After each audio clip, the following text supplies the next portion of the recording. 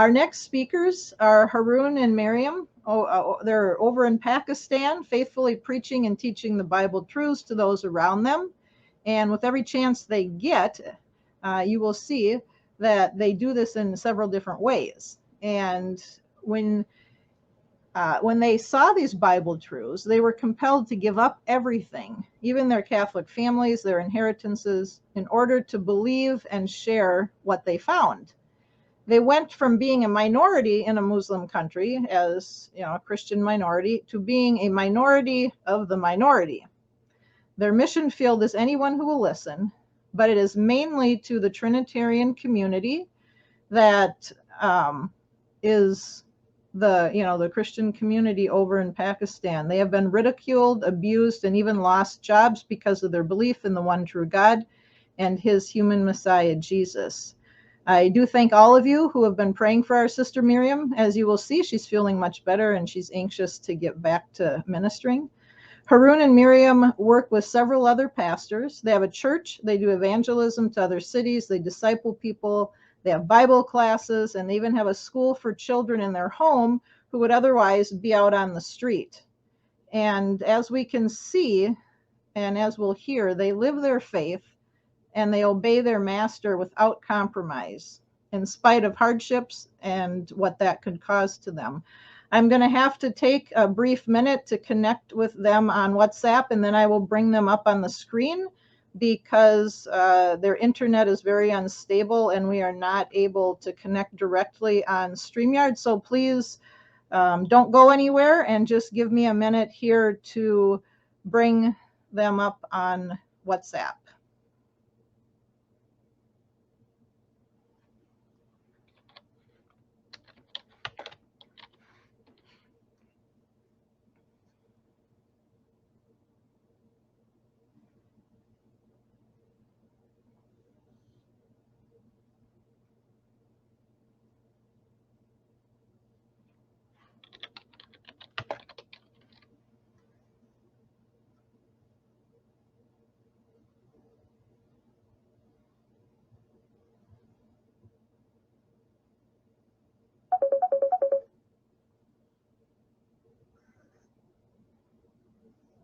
Hello, sister. Can you hear me? Yes, I can hear you, sister.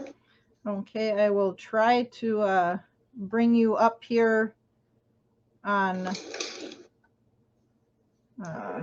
StreamYard. So hold on a second, please. Don't go anywhere. Yeah, I'm.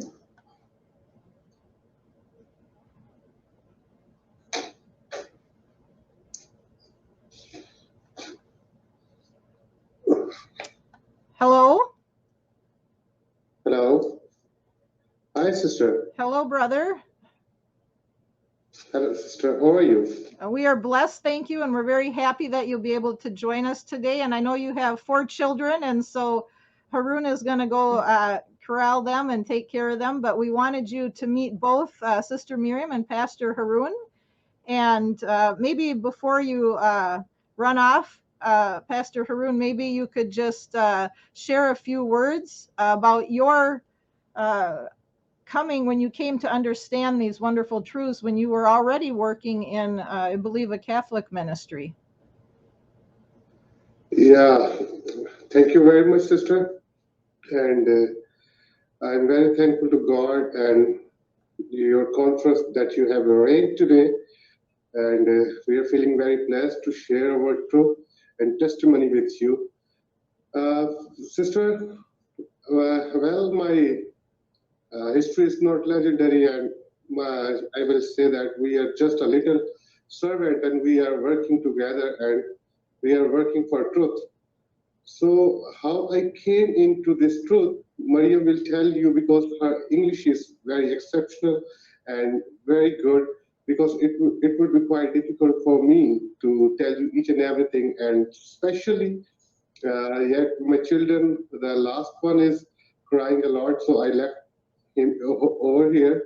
So I will request to Maryam, please share my history, each and everything with you, and whenever I will join time by time and this conference, if you don't mind. Thank you so much, and thank you for your service over there in the ministry and all that you do on behalf of Jesus in Pakistan today.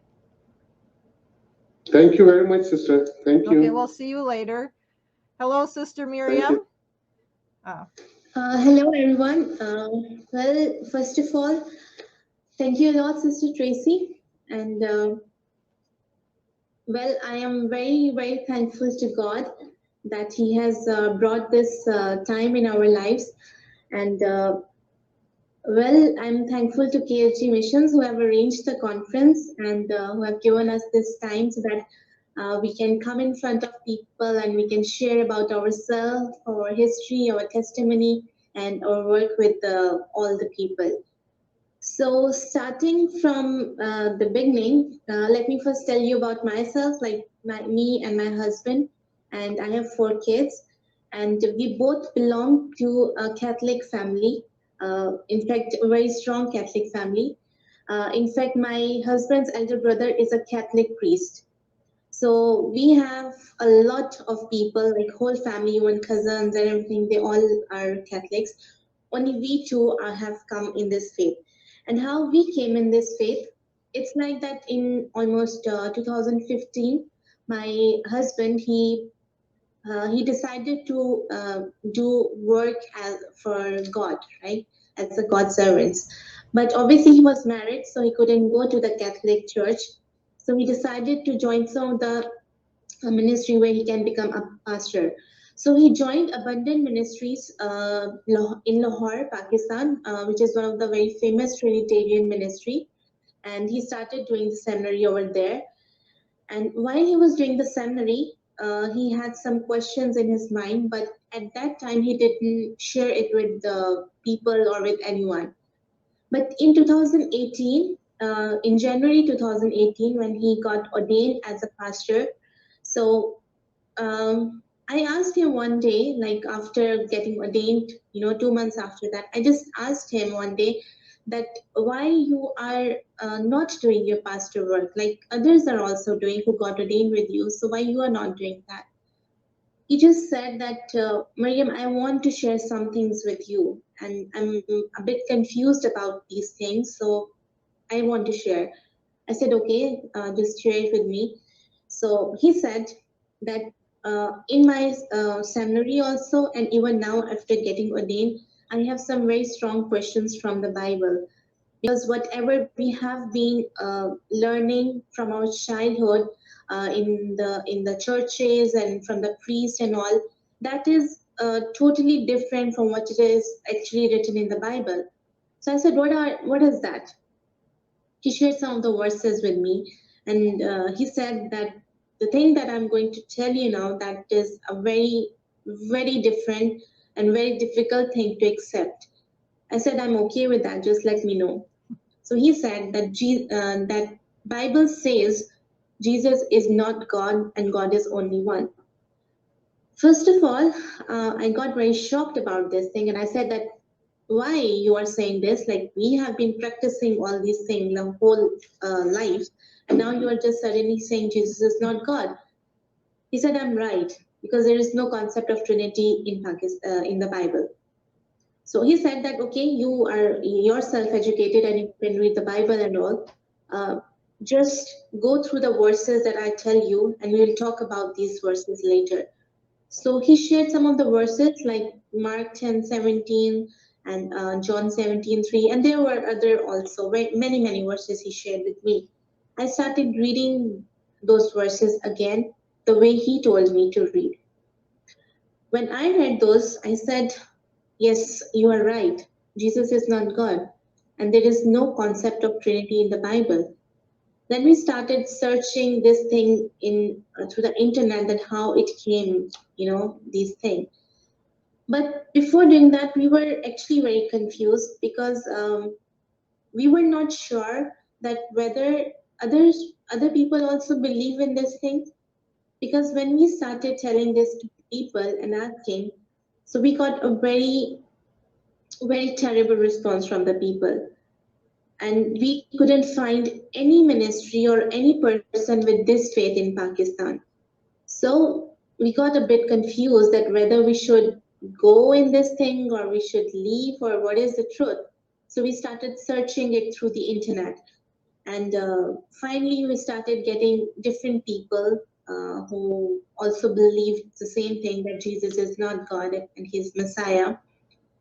So we were confident in that after, looking at those people also.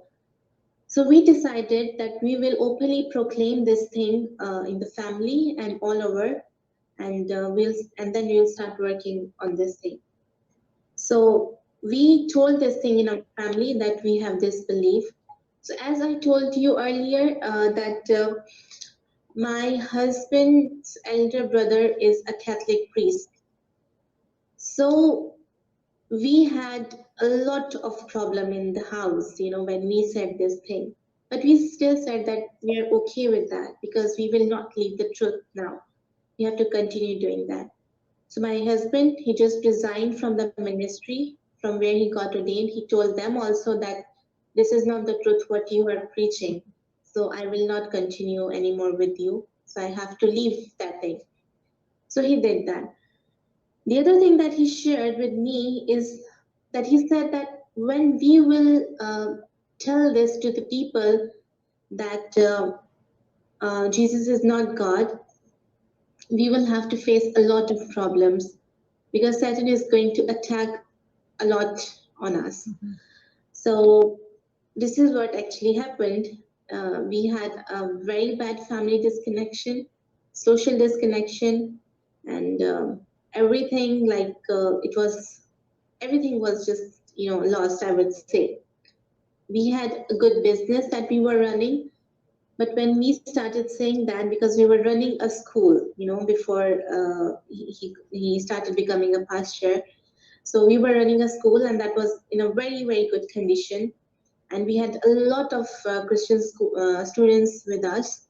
So when he said to people that Jesus is not God, so all those pastors who had brought students in our school, they just took away all the students and they started saying that they have become antichrist and they are now giving a wrong teaching. So you should take off your students from that school. And this is what happened. Like within a month, our school was like empty. So we were like on road, after that. So we had a family disconnection also, the social disconnection, the business was collapsed, everything was, but still we said that that's okay, whatever problems will come, we will continue doing that. And we did. We said that we will not stop. So we started telling this to the people, and there were two other pastors also. When my husband discussed with them, they had a very deep Bible study after that, and they also accepted Pastor Nathaniel and Pastor Rafi. And I'm very happy to tell that earlier we had no one with us, but thanks to God that now they both are also working with us. And there are different families now who have joined us, and people have started getting to know the truth, and people are accepting that. So I'm very happy to tell this thing. Well, praise the Lord for that. One person asked, Sister, do you wear your head covering for cultural reasons? Are they personal reasons or religious reasons? Okay, so I would say that all things together, cultural reason also, my own reason also that I like it this way, and then I would say the religious reason also. Cultural is because like mostly female, they put on the head coverings here, and especially when we are doing a religious thing, right? Like the prayer, or we are in a church or talking anything about the Bible or this. So it is supposed that we should put on the head coverings. So I do it when I am especially doing the biblical work, but when I'm not doing the biblical work, that's not compulsory for me to put on the head coverings. But especially when I'm doing this, so it's my own feeling that I should be, fully covered, and my hair also should be covered with that. I think that's important. If you're ministering to people over there, that feel strongly about that too, even if you didn't feel that you need to do that. It's like Paul said, being all things to all people. And so, it's important to do that.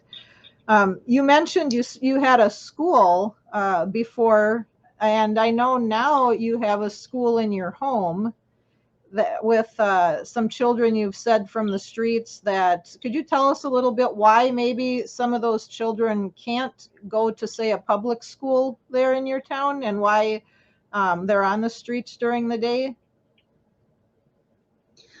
Yeah, well, I'm very happy to talk about that thing also. It's like that when we were running the school also, when we were doing the business, at that time also we had some students who were poor, so we gave them the free education at that time also.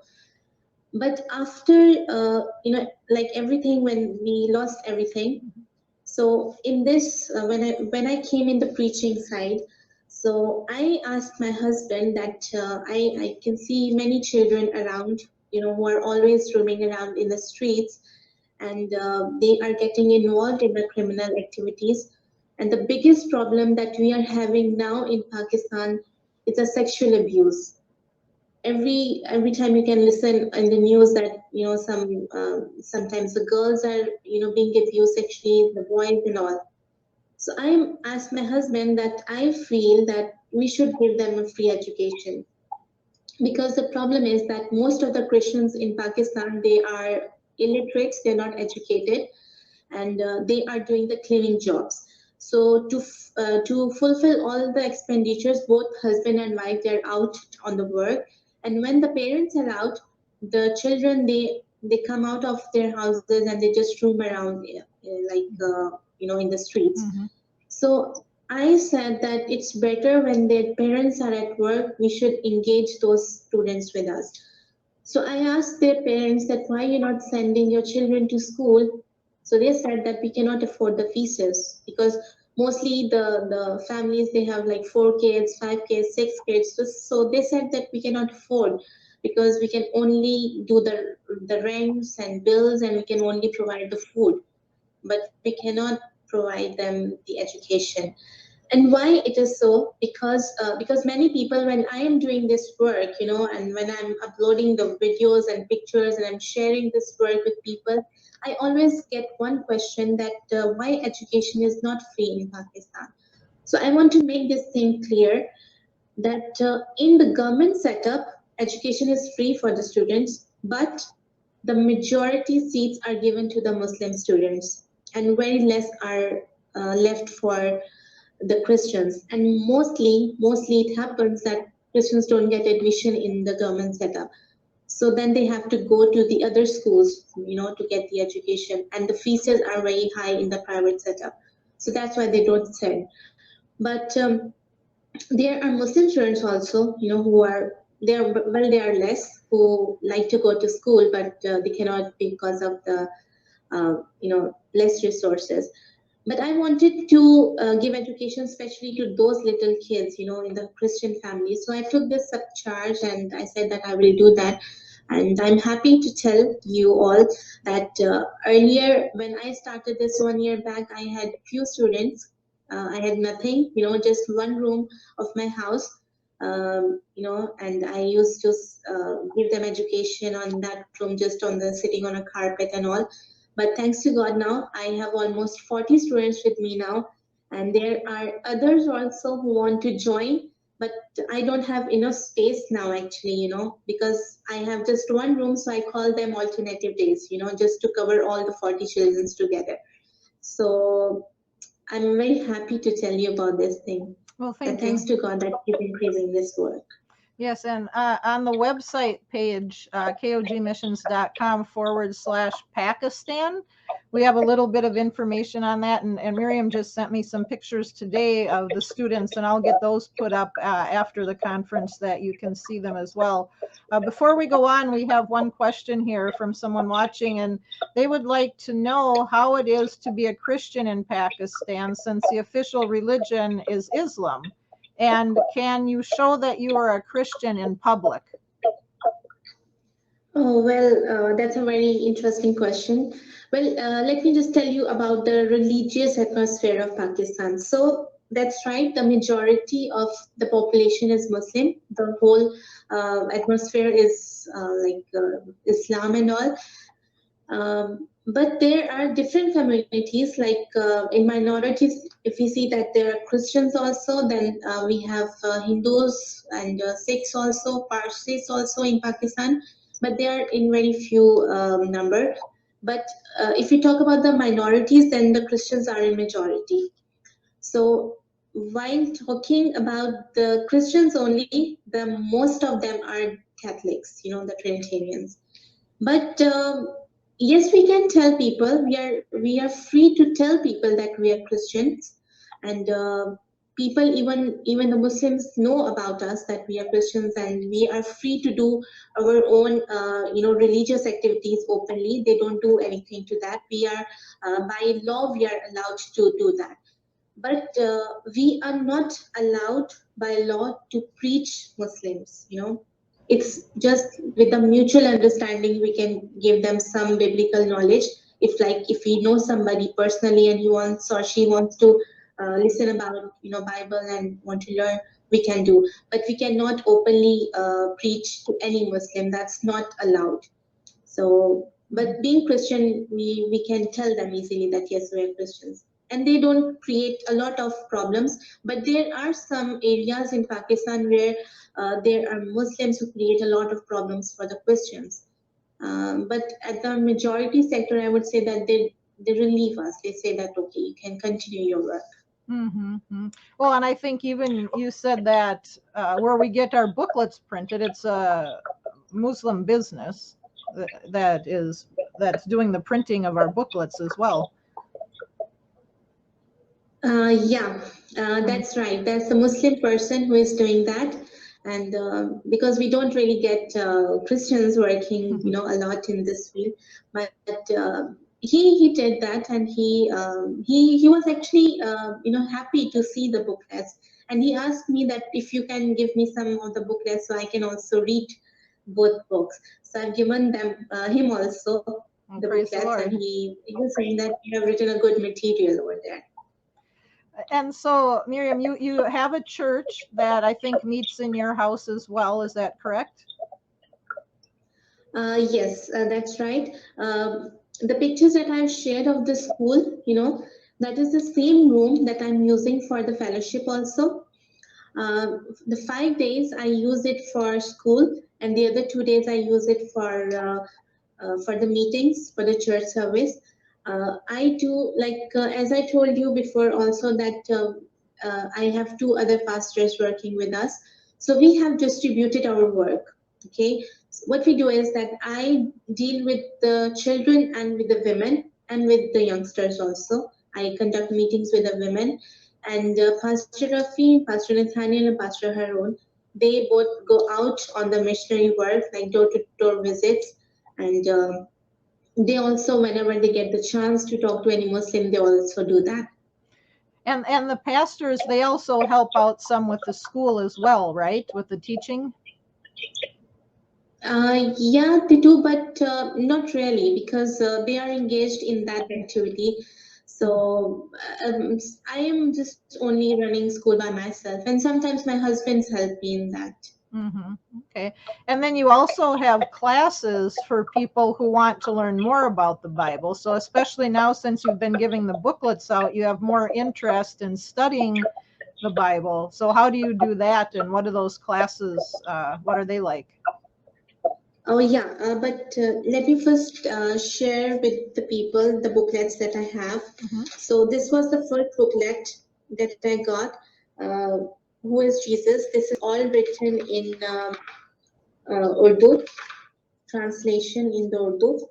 And the other book that I have got from Sir Anthony is this one, What Happens When We Die. So it's written Jab Hum Marte Hain To Kya Hota Hai in Urdu.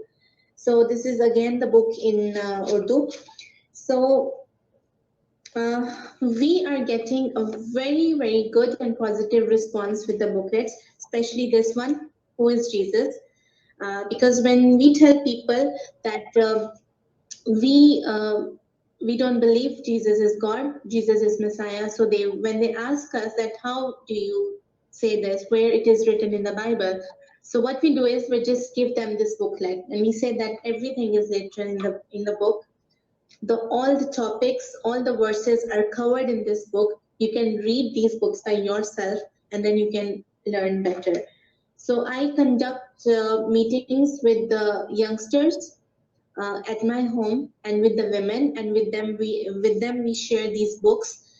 We talk on different topics. They come with different questions, and then we talk about those, and we are getting a very good response. And we are distributing these books in different areas, also in different cities, and mostly it is Pastor Rafi and Pastor Haroon who is doing that.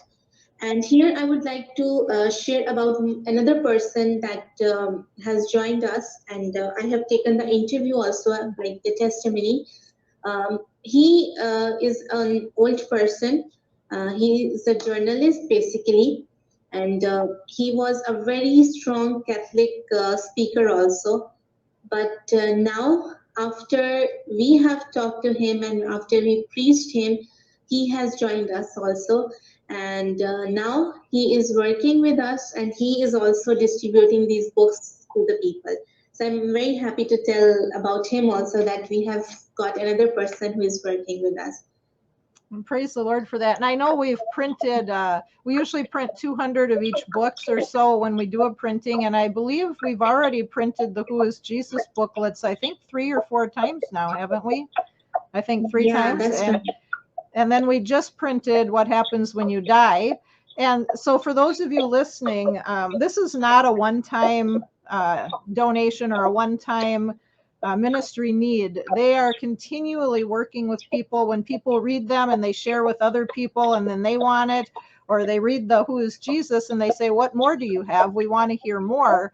And so this is a continual need. And so as they run out of booklets, I share with people to say we need more booklets printed, and on the kogmissions.com/donate or /Pakistan, you can find the donate buttons there if you'd like to contribute to this need and to their ministry. And so we'd appreciate that. Maryam, we have another question here from Focus on the Kingdom, from Carlos and Anthony, that they have many Muslim followers and even Islamic clerics that, you know, follow and engage in them. Would our brand of theology, you know, that Jesus isn't God, appeal to Muslims in Pakistan, or do you find that they're interested in that when they talk to them occasionally? Yes, when we talk to the Muslims, they really like this thing, and they said that thanks to God that finally you have understood what is written in the Bible. Because they keep on saying in Pakistan, I don't know about the other world, but if I talk about the Muslim Pakistani scholars, they too tell us that the Bible preaching that you're getting, that's different from what is actually written. But I would say about myself, when we used to listen to these kind of comments from the Muslim scholars, so we used to get very angry, that they are saying that the preaching is not right, because we believed in Trinity and that Jesus is God. But when I myself and my husband, we have got into this thing, then we say that they are right. They actually tell the truth, because what is written in the Bible, that is actually not practiced in Christianity. So they get a good, they give us a good response in that. But as I told you that the preaching is not allowed, so even they are also scared, to talk about this, because they also have a fear, of social disconnection, and then maybe they have this fear that we can be killed if we accept this thing. So they also don't really talk about it. It's just that when we have a mutual understanding with some person or with some group, we do that. Otherwise, we avoid to talk to them. I don't know if you're able to say, and if you can't, that's okay. But do you know of Muslims who have come to accept these biblical truths and who Jesus is, or can you not tell us? I will not mention the name, but there are two who have accepted, but very hiddenly, and there are two more who are still talking to us about this. But as I told you that I won't tell the names, I won't say anything about them. Yes. Because it may cause a problem for them also. So, and for me as well. Exactly. Truly speaking. So to our brothers and sisters out there, please remember Maryam and Pastor Haroon and Pastor Rafi and Pastor Nathaniel and our brothers and sisters who are sharing these truths with people over there in terms of with the Muslims and with the Trinitarians, because as we know, not long ago, you were shaken up a bit from some Trinitarians. It wasn't the Muslims who attacked you, but it was Trinitarians. Can you share just a little bit about that and how that is sometimes dangerous? You've shared when you go on evangelism trips, sometimes people get quite violent as well. Well, Muslims don't do anything, truly speaking. They just listen to us. It's maybe because that we don't preach them openly. But if we talk about Trinitarians, oh my God, it's very difficult to preach them, because first of all, they don't want to listen us, and we force them to listen to us, and when we talk to them, so the first comment that we get from them is that you have become an antichrist, you have become a Muslim. So we tell them that no, it's not like that. And there are some people that who accept it, easily. The problem is that I mentioned it before also, that the people are not really literate, in Pakistan.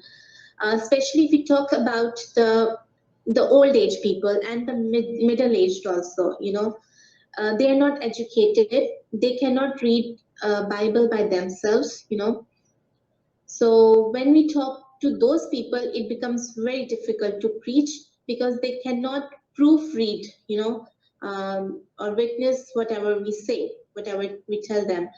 So it is very difficult to convince those people, but still we do that because they always say that, oh, you have just come up and you are saying that whatever we have been learning from our forefathers, that's all fake and that is wrong, and they don't accept that. But there are the people now, from like of my generation, and who are younger to me, they can read and write the Bible and they can use the internet also. So they accept this truth more easily, because they can proofread the things, they can witness the things, they can, go on the internet and find more about this truth. So they accept it more easily. But I have many, many, many stories to share, that how we got problems from the Trinitarians, and many times they have hit my husband.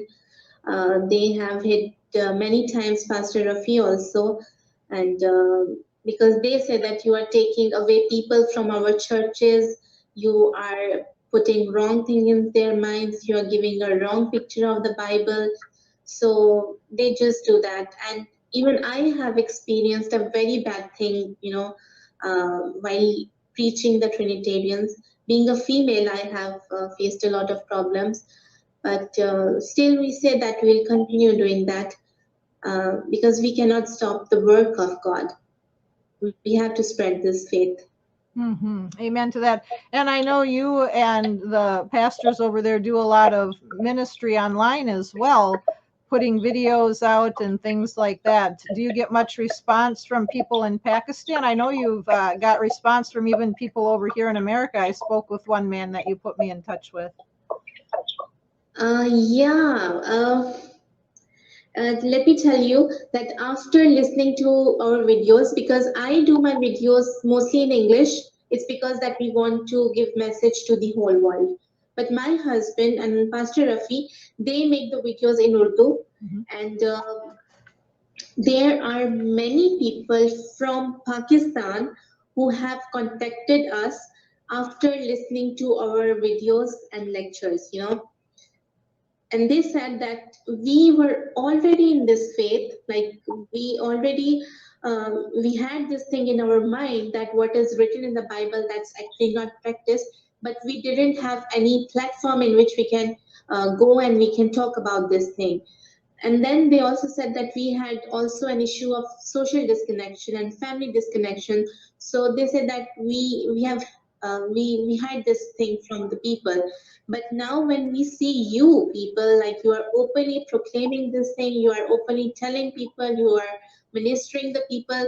So we felt that we should also come in front and tell that yes, Jesus is not God. So that's a very big achievement, you know, very big. That because when we started in the beginning, you know, in the very start, so it was only me and my husband. You know, we didn't find any person with this faith, and we were depressed. You know, that we are not getting any place where we can go and we can talk about this faith. But thanks to God now, thanks to Him, thanks a lot, praise to Him that He has given us this courage, and there are many people who have joined us now. Praise the Lord for that. And Brother Matt wrote on the chat that he's very grateful that you're safe currently and through the trials that you are enduring. And they are blessed to hear that and your faithfulness. So thank you for that. You had shared once, I think, that, now where'd my thought go? With the pastors, they share with other pastors as well, these things, correct? I believe. I remember one time you said that Haroon was at a conference or with some other pastors sharing these things with those pastors too. Yeah, he talked to the pastors also, and because like the pastors who have joined us, Pastor Rafi and Nathaniel, they were also Trinitarians, but he talked to him and they joined, and he keeps on talking to the pastors also, telling them the truth. But the response that we get from the pastors is that okay, whatever you're saying, that's true, that's right, we accept that, but we cannot proclaim this thing because we have been practicing and we have been telling this to people. Then now, how can we suddenly say that whatever we have been telling you, that's wrong? So that's why they don't accept. Actually, you know, they don't come in front. So would you which say? Is a bad thing. So I'm hearing you say that it's safe, pretty much for you Christians in Pakistan to speak about the Bible and speak about Jesus, as long as you're not trying to convert Muslims, right? Sorry, could you please repeat your? Yes. So you're telling me, I think I'm hearing that it is safe for Christians to preach and teach about Jesus and the Bible in Pakistan, as long as you're not doing that to Muslims, correct? Yeah, that's right. It is easy to preach Christians. Very easy, actually. You can easily preach them. You can go to the church. You can go to their house. But with the Muslims, you cannot do that. But being a Unitarian, actually, we face a lot of problems. You know, when we go to the Trinitarian churches, so they create a lot of problems for us. They really mess up with us because they don't want us to tell to the public that Jesus is not God. So the pastors and the priest and the main members of the church, and you know, those who are actually leading the churches, they create problems for us. You know, they try to stop us anyhow by creating a lot of problems. You know, my husband has got you know, he has lost jobs almost 4 times. This is the 5th time that he has lost his job only because of the preaching that we are doing. You know, they just try to, you know, bring us down by creating hurdles for us, you know, for making financial issues for us, for making social issues for us. So they always try to bring us down, you know, said that we should stop working, but we don't. Praise the Lord. Will not. So the booklets that we've been printing, that's been a big help to get this message out to people in Urdu, correct? Yes, that's right. Because earlier when we didn't have the booklets, so it's like that when we used to go to the people, and talk about, the verses. So they always had problem, in searching out that where it is written in the Bible. Obviously the Bible is too big, and they were like that. How we can read from the Genesis and then come to Revelation and find out where it's written? So they used to, step back a bit. But when I shared the books, they were so happy to have those books, because whenever they have the problems, we just tell them that, excuse me, take the book, and you can read everything out there. Praise the Lord for that. You had told me once, I think, you are a registered ministry there in Pakistan, right? If you need a drink, go get a drink, sister. I'm sorry. No, that's okay. Yeah. So you're a registered ministry, so you're able to preach and teach legally in Pakistan. And Yeah, yes, we have registered our ministry in Pakistan, and which is a very difficult thing to do actually. But still, we have done that, and we are free and we are open to work now. And I think you had shared once when you're training people to minister, that's why you have a school as well, so that because you're registered, you can give them a certificate for ministry. Is that correct? Yes, right. Because the women that I have and the youngsters, they are taking the biblical classes from us, and we offer them if they want to evangelize. So we give them the certificate.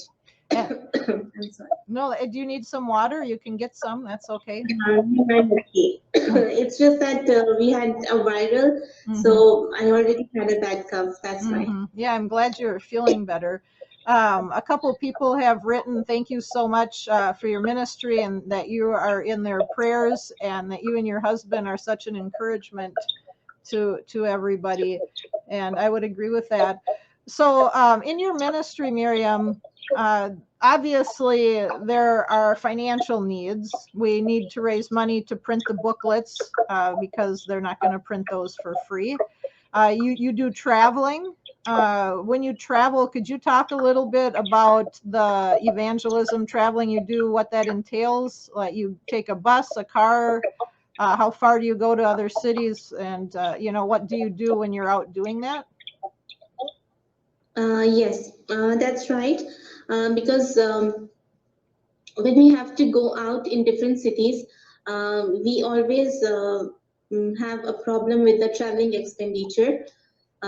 Because what we do is, like, we as a team, we take out some of the bit of the salaries from, and we make contribution altogether, and we use that contribution, to reach out people. But unfortunately, that money that we contribute together, that is not enough to go to many cities. So what we do is that we use that money for local traveling. But when we have to go in the different cities, it is always a problem. And most of the time, we just step back only because we cannot travel over there. The reason is, for example, if I have to travel 400 miles away, 500 miles away, then obviously we have to travel as a team. The reason is that we always have problems from the Trinitarians, because, as I mentioned also earlier, that my husband has got hit many times by the Trinitarians, and Pastor Rafi also, and I also. So we try to go in a group so that nobody is in danger because of them. So obviously, when we are like going 500 miles away or 400 miles away, so we cannot go like one day and come back the other day, right? The same day. So we have to stay there for 2-3 days, and then we have to pay rent for the hotel or maybe the guest house where we stay. Because usually we don't have Unitarian families, who can keep us in their home and give us space so that we can talk to people. So that is a lot of money, that makes a lot of money. So it becomes difficult for us to arrange that money. So that's why I keep on asking people to help me continuously, because that's not one time help, that's a continuous, that's an ongoing project. Because I have to travel to different people every time, and most of the time it's like that. When we go to some city and the people accept the truth, they call us again, to come again and talk to us and preach us more about that.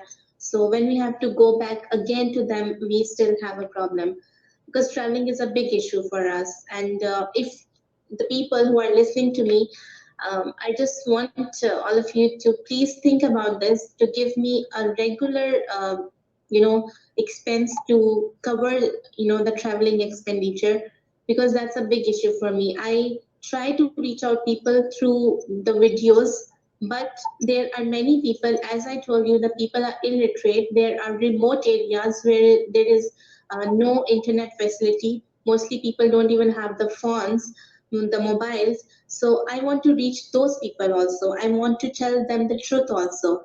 Because if I will stop or my team will stop, I know that they will never get to know the truth of the Bible. Because in Pakistan, there is no ministry who is working as a Unitarian ministry. Because when I asked people that there is no Unitarian, they said that no, we have different ministries working there in Faisalabad, in Lahore, and in that. And when I tried to get to know about those ministry, so I was very depressed to know that they are doing Trinitarian practices, but in the foreign they are saying that we are Unitarians, which was very, very disturbing for me. Because I'm not doing this work for money or for donations. I'm doing this, or my husband is doing this, because we have got the truth, and we are happy that God is using us for this work. If it was like just to make money, then we could make a lot of money as a Trinitarian pastor also. People donate a lot here also to the pastors or to the Catholic priests, but they don't do it to the Unitarian. But we just want to spread the truth. We don't want to hide this truth if we have got to know the truth. Because I know about the mentality of the people. I know the problems, that how much it is difficult for people, to understand, because no one tells them the truth. They just know that, okay, fine, we have to go to the church every Sunday, we have to go and sing the songs, and then, take the lecture, take the sermon, and then come back home. That's it. And then they have this thing that, okay, Easter is coming, so we have to celebrate those things, and they say that, okay, Christmas is coming, so we have to prepare for that. That is it. They don't have any biblical knowledge. So I want to tell those people, the truth of the Bible, of the God, of the Messiah. So please think about this and try to help me out with this. I appreciate what you shared today, and something you shared with me prior. You had mentioned one time that, like you said now, if it was about money, you would have just stayed in the Trinitarian church and you wouldn't have problems. You wouldn't have lost your family. You wouldn't have lost your inheritance or your jobs because of that. And you said, I will never compromise truth, because I've lost everything in my life for this truth. So why would I not keep preaching it? And I really hope our listeners are hearing that here today, that Sister Maryam, Pastor Haroon, and the other pastors are faithfully sharing and spreading these truths that we know: the one true God, the human Messiah, Jesus, the sleep of the dead, the coming kingdom, with people in Pakistan. And we physically can't go there and do it. We can't come and do that work. We don't speak Urdu. You want to be able to communicate to people, and they're the people that God is using in Pakistan. So how can we come alongside them to help them in the ministry that God has given them? One of the ways is helping to print these booklets when there are needs. I personally would like to see us come together to help support them in their travel expenses that they have, and even just in some of their life expenses. They have 4 children and they're both doing full-time ministry. I don't know too many pastors and ministers here in America that both them and their spouse is strictly doing full-time ministry, and not only where they live, but going out and doing that. And so, as we said earlier today, when we partner with people, we are a part of that ministry. Every dollar that you give, you are a part of that ministry and getting this true food that can bring salvation to people over in Pakistan. Your money is bringing you to Pakistan. Your prayers is bringing you are bringing you over to Pakistan. And so, if you do feel moved by the Lord, and I ask that you would ask Him to donate to this ministry, that you would go to kogmissions.com/Pakistan. I'll be putting more pictures up there. There's a way for you to donate, and you can also donate on a monthly level. That would be wonderful for us to know that we have this much coming in every month, so that they have the support to do the work that they're doing. What I'm inspired by is these booklets they have. They're not sitting in a library at their house or at a church. They're getting out into the hands of people. They're planting that kingdom seed. And even though Anthony Buzzard, he wrote the booklets, praise God, they were translated into Urdu and were able to be printed. I've been in constant touch with Maryam and Haroon, and we've developed a good relationship here. But it's not like it's our ministry or we're controlling one another. We're all working together for the ministry that God has given the whole global church. And we need to work together. We can't expect one person to, meet all the financial needs, just like we wouldn't expect one person to pray for everything. It just wouldn't be possible. And so if you've been inspired today by hearing what Sister Maryam has shared, and in the newsletters I put out every month, you can find those on the website as well. You can read about the work they're doing, see some of the pictures, and just ask God, what does He have you to do? Are you willing to partner with them and help them in their ministry? Sister Maryam, do you, first of all, I'm sure people are wanting to know, how old are your children? Sorry? How old are your children? Okay, so my elder son is 7 years old. The second one is 5 years old. My daughter is 3 years old, and my little son is 1.5 years old. Wonderful. And you're still doing full-time ministry and teaching with your children. So what an inspiration. Is there anything else that you would like to say to our brothers and sisters here today? Yeah, first of all, I want to give a prayer request. That's for Pastor Rafi, because his wife is not with him. She is still a Trinitarian, and we have tried a lot to convince her, but she doesn't come to this faith. So he has a lot of family problems, many times with his wife. They always have clashes about this because, thanks to God, me and my husband, we both are working together. But he has this problem, so please keep that in prayer, that God gives enough wisdom to his wife also. Secondly, I want it is my request to people who are listening to me that for my school, because when I started this school earlier, in 1 year back, I asked help from different people for the books, and the uniform, and they helped me for that, and I was able to get the books for all the children. Praise the Lord. But now the year has ended again, and I have again given up an appeal for those children because I have to buy the books again for them. So if you can help me in that also, it would be a great favor from all of you for those little kids, because if you can bring a big change in their lives, because if it comes to me, I can give them a free education. I don't charge anything from them for giving them the academic as well as the biblical knowledge.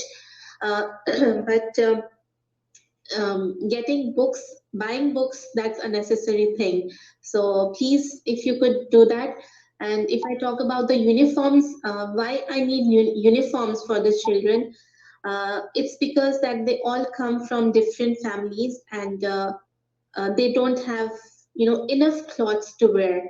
They don't have enough dresses to put on, so they always have problem. Like my mothers, they just come that the children say that we don't want to wear this thing, we are going to the school now, we want to have a new thing, new dress. So I always tell my children that you don't have to think about wearing a good dress.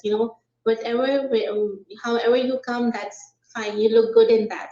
So I want to give them the uniform so that they don't go into the inferiority complex. All of them should be in one dress.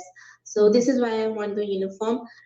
And one thing more, I have just shared some of the pictures today with the Afghan refugees, that those kids who have come to Pakistan. I haven't started teaching them yet, but they have come and they have requested me to start their children also. But I have not given them a positive sign yet, because I said that I don't have enough space, I don't have enough resources yet. So but I will let you know. But I want to just tell you that everybody knows about the atmosphere of Afghanistan. So I think if those children have come to us, it is a very, very, very good opportunity if we can teach those students, because they can make a good civilization if we start giving them the academic knowledge from the beginning. So please think about that and pray for that also. And you said that you're able to teach them Bible as well, correct? Oh yeah, of course. Obviously, I will not lose that chance. Because that's my biggest mission. Whenever I get chance, I never lose that mission. And for the books that you need to get, approximately how much is that you need for the books? Okay, so sister, if I have 40 children, yeah, I have almost 40 children, and they are of different classes and different age groups. So if you want me, I can send you the details, and then you can share it on the website that how much it costs. I'll do that. You don't have to think right now. So yes, we'll be happy to do that. And please thank Pastor Haroon and Pastor Rafi and Pastor Nathaniel for the work that they do as well, and all the other people that are ministering with you. And we thank you for everything that you do. And we just pray that God will continue to bless you and protect you. And so thank you so much for joining us today. I know it's really late. It's about 1 a.m. your time. And so hopefully you'll get a good rest tonight, and your children will sleep well too. So thank you, sister. Thank you so much, sister, for calling me here in the conference, and all those people who are listening to me. Thank you very much that you took out time and you listened to my words and everything. Thank you very much. God bless you all. Thank you. Thank you, sister. Bye-bye. Bye-bye. Take care. So that was pretty inspiring. I am blessed to be able to be in touch with Maryam and Haroon throughout the week. And I'm really glad that they were able to get on, because we were having so many internet problems. And let's see here, a few comments. Michelle was asking if it's a girls' school only or they're boys. They're both. And on the website right now that I shared the link, you can see a few pictures of the kids there. Otherwise, I'll be putting some new pictures on that she sent me today as well. So that's another one of their ministries. And it's just refreshing to me to see them being willing to continue preaching. You think of the early church where, you know, they were beat up and where they were cursed and chased out of town, and they just scattered and went on preaching. And so that's very encouraging to me. And as I shared earlier, if you'd like to donate to their ministry, you can go to kogmissions.com/Pakistan, and we will help with that. And as I said, the books and the travel expenses for evangelism are a continual need. So if you can be a monthly partner, even if it's just for, you know, $20, $25 a month, that would be very helpful and very fantastic.